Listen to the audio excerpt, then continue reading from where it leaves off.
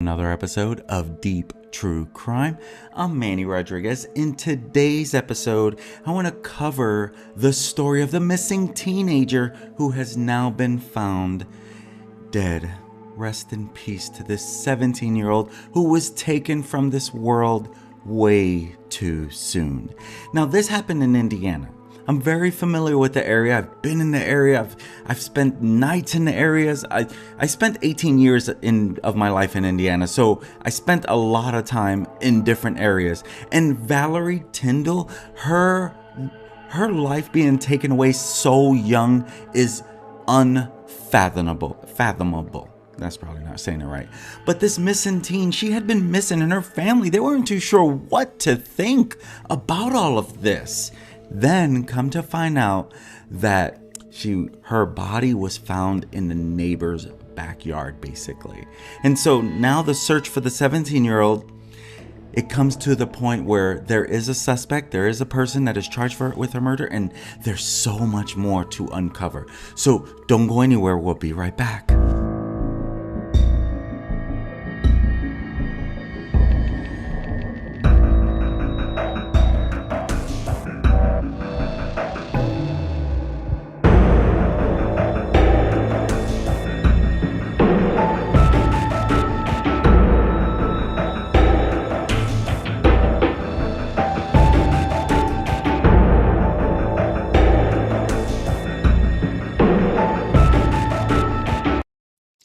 One time there was a woman, Sheena, the mother of the 17-year-old daughter, Valerie. They lived in the bustling city of Indianapolis. Indianapolis, well known for a bunch of different things. It could be a tourist area. It could be a violent and crime area. And so violence and crime, it was not uncommon. And so Valerie and her mother, Sheena, they longed for a safer environment, a place that was more peaceful without worrying about their safety. So they made the decision to move to a small town on the outskirts called Arlington with a population of only 300 people. And then before anyone knew, there was a shocking turn of events. In Arlington, everybody knew everybody. And so the sense of community was very strong in that area. They believed that in a close-knit town, neighbors would have their backs, and authority figures like their boss would genuinely care for their well-being. Sheena hoped that this move would provide a new beginning for their family. However, their dreams of safety were shattered when tragedy struck. You see, Valerie went missing on June 7th, just 6 months after their move. The police and the FBI immediately launched a search operation to find her. The whole community was in shock. And then before you knew it, Sheena Sandifer, the mom of the 17-year-old, she posted in a Facebook group that was called Let's Bring Valerie Tindall Home. Okay, everyone, which when you tag everyone in the group is going to be tagged. To all Valerie's prayer warriors, let's spend today praying with all you have in you. Please, she needs your prayers for answers. Something big is going to take place. We need everyone to pray for answers today and her safe return.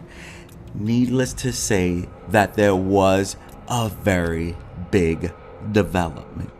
The police and the FBI immediately launched this search operation to find her, but months would go by, and the search for Valerie seemed to yield no results. But they had someone on their radar. You see, the frustration, it grew among Sheena and the entire community. They wondered how someone could vanish without a trace when everyone was supposed to know everyone else. The prime suspect in Valerie's trace when everyone in her disappearance was Patrick Scott. Now, Patrick Scott, who has now since been arrested as of 11/28, where he was officially charged with her. Now, he had been previously arrested, but it wasn't for her death. It wasn't for her being missing. It was because he was lying and he was getting caught in his lies. And so all these months would pass. And so they never stopped looking at Patrick Scott, the next door neighbor and Valerie's boss in a lawn care business. Patrick's behavior, it had raised numerous red flags from the beginning. You see, he was the last person seen with Valerie on the day that she disappeared, and his story about their encounter seemed inconsistent. Yet law enforcement initially charged him only with providing false information, not murder. The police knew he was suspicious, but they lacked the evidence to connect him directly to Valerie's disappearance. And in a bizarre turn of events, Patrick, he burns down his own garage at 2 a.m. The police, they search the burned out remains and discover a barrel buried in the rubble. And according to Sheena, the mom, there is actual video evidence of him burning his shed. They have it on video. And so, of course, this was mind.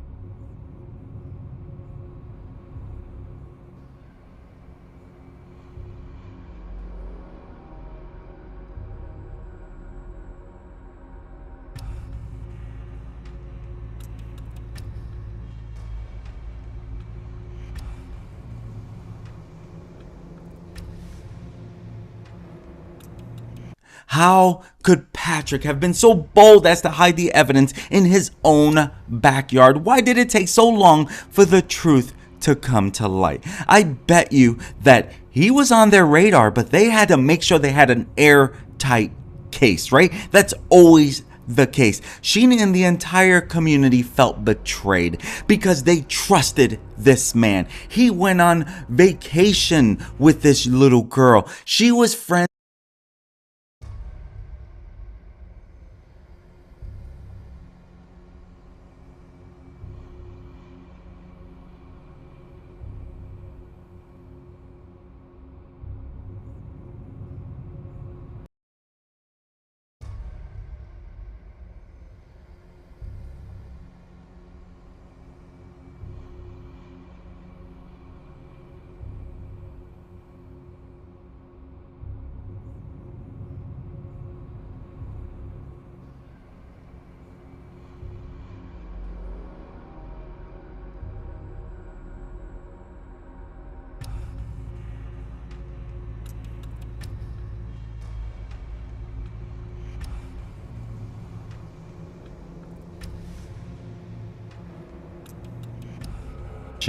They do not understand how this could have happened at all. And so this is her parents. And the mom has spoken out because there's a lot of stuff out there. And so Valerie's mom, she has said that they were friends. They knew him. He was trusted.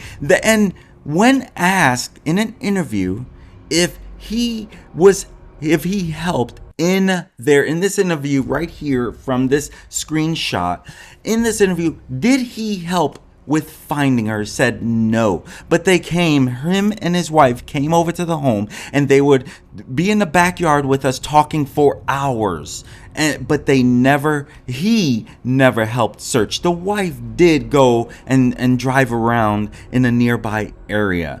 And so as this investigation continues, the community, they're mourning her loss and they vowed to do better in protecting their own. They realized that even in this seemingly safe place, darkness is still there. The story of Valerie's untimely death served as a lesson to never assume safety solely based on the size of a town or the familiarity of its residents. And so as this investigation into Valerie's murder continues, the residents of Arlington, they became more vigilant, determined to never let such a tragedy happen again.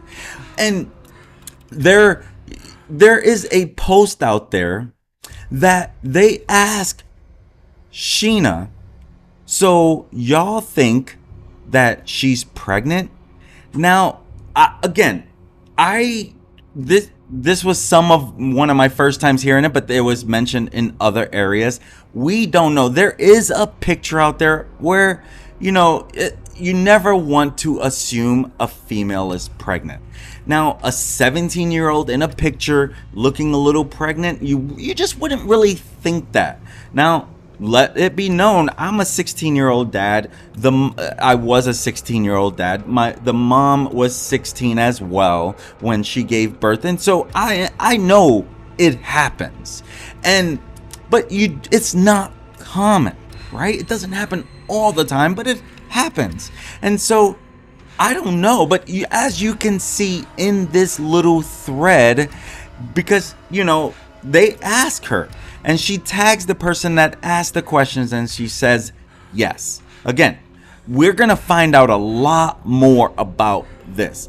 We don't know. This is just the beginning of the mind-blowing things that we are finding out about this poor young girl. And, at the end of the day, this is not the outcome anyone expected. At first, the family is thinking she's missing. Why, maybe she ran away, but why would she run away? We just want you back. Almost like they know that there was something going on. We just want you back. We don't know why you left. And then all along, some creeper neighbor knew all along. Now, granted, allegedly, right? But right now, it does not look good. And this is the same neighbor who reassured the parents that she'd probably just run away, and now he's charged. Patrick Scott, 59 years old, arrested on a charge of murder. And Tyndall's family was friends with the Scott family, and according to her mother Sheena, who she shared her, she cannot believe what happened. She cannot. She wrote on Facebook, "Here's the sick FUCK who took our baby girl from us. Valerie absolutely trusted him." They even have a picture out there together.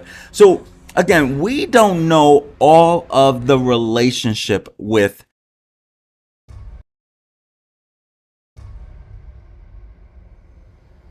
photos. They even took a picture where it was like on a greeting card together. And I thought I saved that picture, but maybe I didn't. And really, truth is, we just want to know, what would possess anyone to do this? My friends, at the end of the day, we know that this stuff happens, unfortunately, right? We hate that it happens. We have to be careful of everyone. We don't know to what extent her family was, "Hey, that's our daughter. She's hanging out with the young one that lives over there, granddaughter, I believe it might be, or maybe a daughter, I don't know. But there was a young one over there that was friends with her."